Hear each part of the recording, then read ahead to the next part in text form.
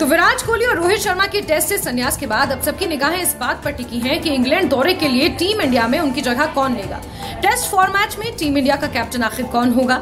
जून से भारत का इंग्लैंड दौरा शुरू हो रहा है, जहां दोनों देशों के बीच 5 टेस्ट मैच की सीरीज खेली जाएंगी। कई मीडिया रिपोर्ट्स में दावा किया गया है कि रोहित शर्मा के संन्यास के बाद शुभमन गिल को टेस्ट कप्तान बनाया जा सकता है। हालांकि कप्तानी के दावेदारों में जसप्रीत बुमराह और ऋषभ पंत का नाम भी शामिल है। आपको बता दें कि बीसीसीआई की चयन समिति के अध्यक्ष अजीत अगर 24 मई को इंग्लैंड दौरे के लिए भारतीय टीम का ऐलान कर सकते हैं। टीम में 16 या 17 खिलाड़ियों का नाम हो सकता है। कुछ रिपोर्ट्स के मुताबिक आईपीएल में जबरदस्त प्रदर्शन करने वाले बीआई सुदर्शन को टेस्ट टीम में जगह दी जा सकती है। इसके अलावा अर्शदीप सिंह को भी चुना जा सकता है।